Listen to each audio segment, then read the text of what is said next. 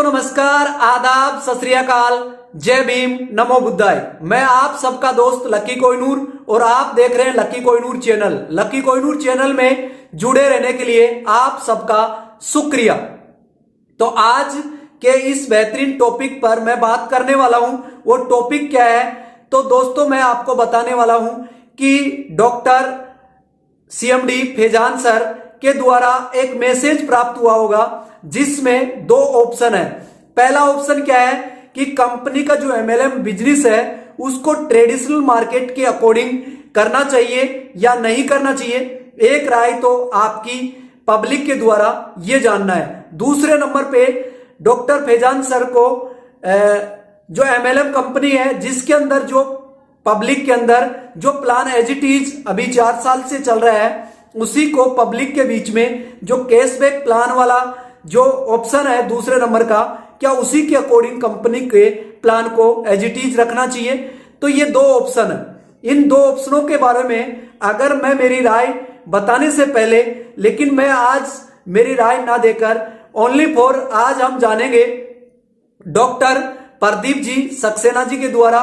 वो नाम के मोहताज नहीं है। आज आयुर केयर डायरेक्ट में एक वैदिक आयुर केयर डॉक्टर के रूप में कंसल्टेंसी देते हैं फूड सप्लीमेंट के रिगार्डिंग। हर प्रोडक्ट का उनको बखूबी नॉलेज है, कौन सी मर्ज के लिए कौन सी दवा का उपयोग करना है। तो आज उन्हीं के द्वारा मैं आप सबके बीच में उनकी जो वाणी है उन्हीं के द्वारा सीएमडी सर के जो दो ऑप्शन है, अभी आप जान भी नहीं पाए होंगे कि ये दो ऑप्शन क्या है, इनका बखूबी आंसर डॉक्टर प्रदीप जी सक्सेना के द्वारा जानते चलते हैं और समझते हैं। साथियों नमस्कार, मैं डॉक्टर प्रदीप सक्सेना बोल रहा हूं। साथियों आज मैं एक ग्रुप के अंदर डॉक्टर फैजान साहब का एक मैसेज देखा जिसके अंदर उन्होंने क्विज डाला हुआ है कि हम इस बिजनेस को किस तरीके से चलाएं, पुराने नॉर्मल तरीके की एमएलएम से चलाएं या कैशबैक वाले तरीके से चलाएं। साथियों मैं ये बात डॉक्टर फैजान साहब से ही पूछना चाहता हूं कि आप ये बताइए, आपने इस कंपनी को पिछले 4 साल से सक्सेसफुल तरीके से रन किया। इस कंपनी को जमीन से आसमान तक की ऊंचाइयों तक आप इसको लेके गए। प्लान आपने डिजाइन किया, पैसा आपने बांटा, सब कुछ सारी की सारी कैलकुलेशंस आपके पास हैं। आप जो लोग सामने बैठे हुए हैं जिनको पैसा मिला है या जिनको पैसा नहीं मिला है, उन लोगों को क्या पता कि पैसा कैसे बट रहा था, कहां से आ रहा था, कौन से प्रॉफिट से निकल के आ रहा था। पैसा लगातार दिया गया, कंपनी चलती गई। हम लोगों ने सब लोगों ने एक ही चीज देखी कि कंपनी कैशबैक देती है। कैशबैक कहां से देती है? बोर्ड रेंट में से जो एडवर्टीजमेंट की इनकम होती है वहां से निकाल के देती है। तो इस तरीके से बिजनेस को लीगल करार भी दिया गया। अब बात यह आती है कि अगर आज आप पैसा नहीं दे पा रहे हैं तो ये बात आज आपको 4 साल के बाद क्यों समझ में आ रही है कि हम इस बिजनेस से शायद पैसा नहीं दे पाएंगे, इसलिए आपने ये क्विज रखा है। इस क्विज का लॉजिक क्या है? अगर आप इस क्विज को इस प्लान के अंदर कुछ चेंजेस करना भी चाहते हैं, बेशक कीजिए। प्लान चेंजेस अगर लोगों के हित के लिए हैं तो जरूर अच्छे होते हैं, इसमें कोई दो राय नहीं है। लेकिन इसके अंदर अभी भी गुंजाइश है कि आप प्लान को कैशबैक की तरफ से रख सकते हैं। बस फर्क क्या है, उस कैशबैक को कैश ना देके आप उसको काइंड में कन्वर्ट करके कर सकते हैं। ये आप इसके ऊपर एक बार गहराई से सोचें कि आपके प्रॉफिट्स क्या हैं। आप अपने प्रॉफिट में से प्रोडक्ट में से, अगर आप मुझसे पूछ रहे हैं, ये बात भी सारे लोग नहीं बता पाएंगे आपको। ये बात मैं आपको व्यक्तिगत रूप से बता रहा हूं कि आप अपने प्रॉफिट्स को अगर आप उसको लोगों को बांट देते हैं, उसमें से कुछ हिस्सा बांट देते हैं, तब ये प्लान ऐसे ही चलता रहेगा, इसमें कभी भी कोई खामी नहीं आएगी।